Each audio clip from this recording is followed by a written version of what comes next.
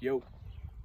So I'm no good at delivering lectures or speeches or talking at a camera for a long time, but what I can do is analyze data and look back at my own training and figure out, what's going on and why.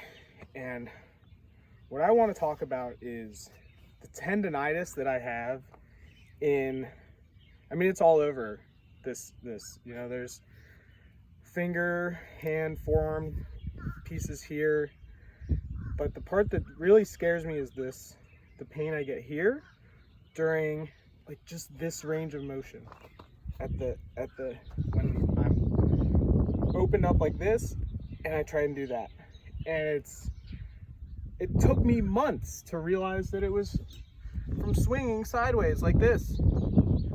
And if I generate any momentum off axis, it creates a ton of torque on this right here. And it's not immediate pain.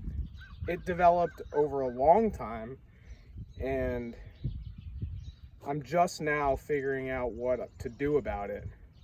And it's starting to heal a little bit. But I also have quite a bit of issue with the tricep tendon back here. And, I can get into why and how, and I think I will. And then the last piece is it's like either pinching or pulling something, but it causes pain up through here. It's really mild. It's not as bad as far as the pain. This is the worst. This is the second worst, and then this one I'm the least concerned about, especially because I do limited stuff with my fingers, but my biceps I use all the time, so I need them to perform, and I need to not be afraid of ranges of motion within them and weaknesses and just any chronic problems down the line.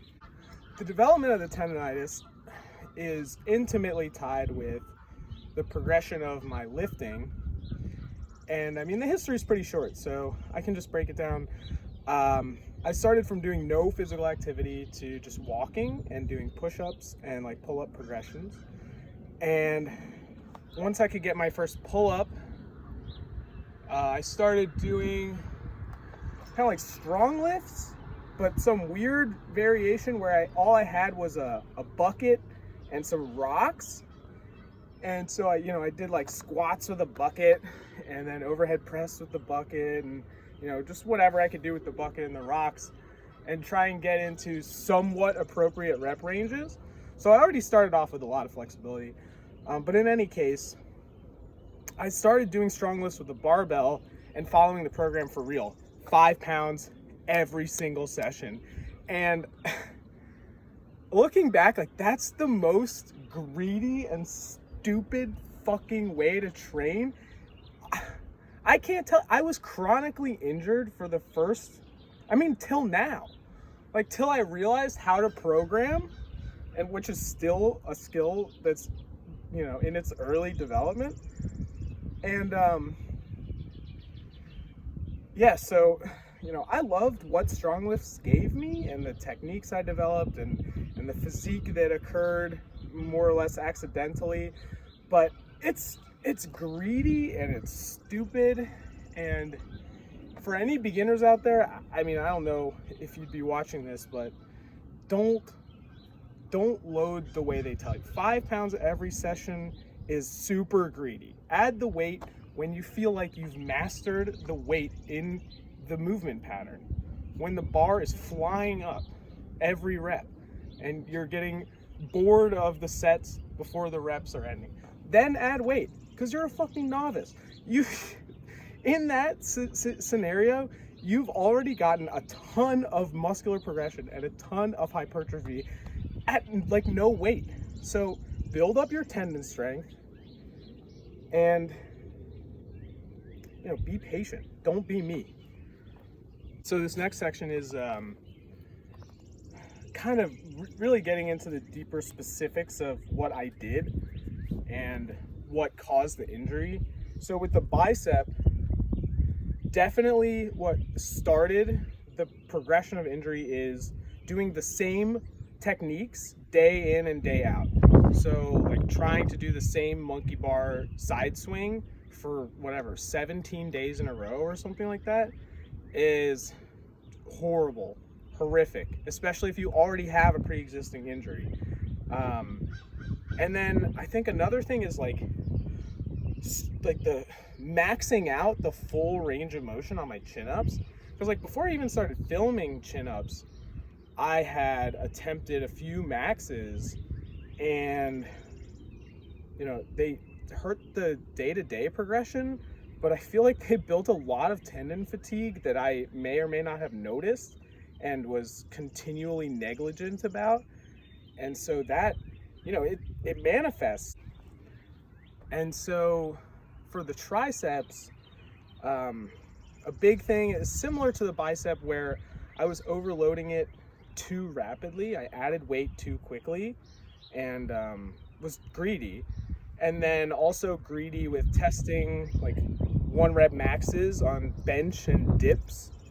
And you know, I'd never thought about how much fucking tension it drives through here, especially for me. I've got ape arms. My arms are super long and I'm super arm dominant on every exercise. So my tricep tendons and bicep tendons take it tough, like super tough.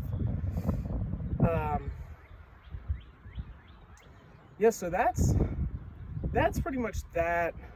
I think getting into the forearm stuff, I loaded my rock climbing. My rock climbing training was really bad. When I first started rock climbing, I was so enthusiastic about it. I was going for 2 to 3 hour sessions as a complete beginner with no finger strength or tendon or just any physical preparedness. I was just balls to the wall, full ham. And now I go once a week. I climb for an hour, and like it should have been the opposite. You should start with 15, 20, 30-minute rock climbing sessions or weight training sessions. Build yourself up and don't accumulate fatigue and injury, because that's what I've done. I mean, to this point, I've accumulated so much injury that I'm having to take drastic steps to, you know, avoid pain and get back to healthy. So I'll get into that next. So here are some early steps that I took to help, to what I thought would help my training. I took out tricep isolations because I was doing skullcrushers and I was getting a ton of pain. But looking back, the pain was I was using a straight bar with way too much weight. I should have been using an easy bar and going up to like 15 to 20 rep range. Because why the fuck not? Why would you stay in like a 6 to 8 or a 6 to 10 rep range with your tiny triceps and like just wrenching them, you know, laying like this and just fucking my shit up. And like I had nagging pain that I just ignored outright. I was like, that doesn't matter. I'll use a barbell because a barbell is the right thing to use, and that's what I'm gonna do.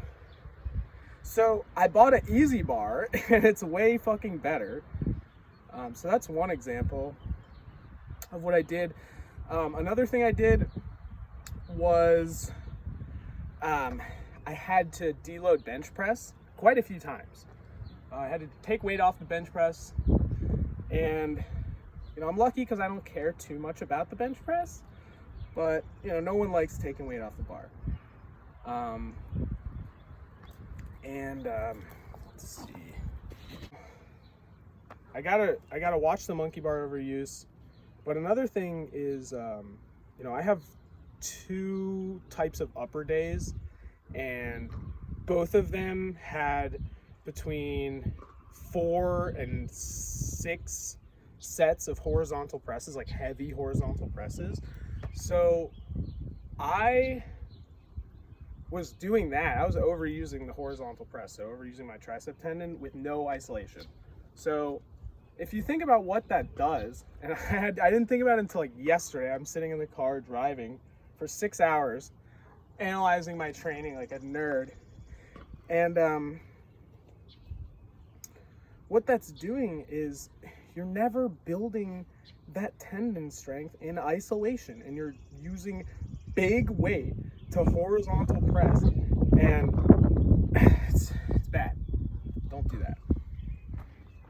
So here's what I'm doing moving forward. My monkey bars, I'm going to vary quite a bit.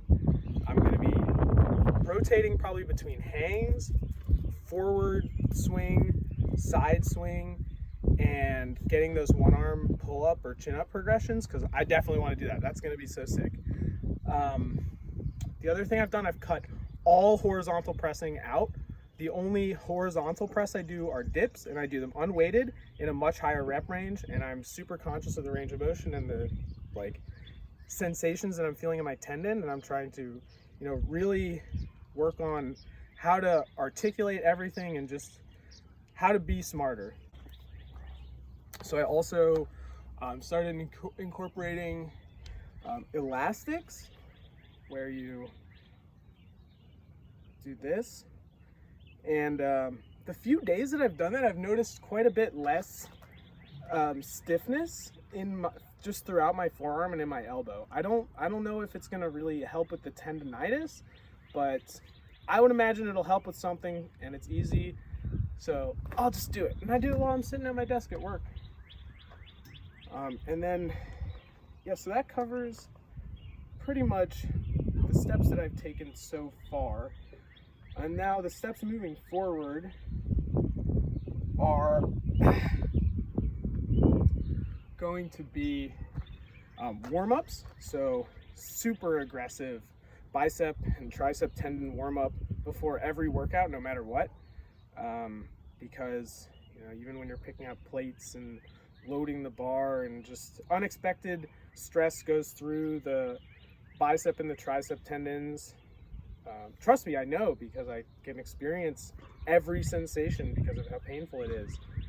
And I do aggressive warm-ups with super low weight and bands, and then I also do band, just to get a pump throughout the day. I do usually one other set in the afternoon.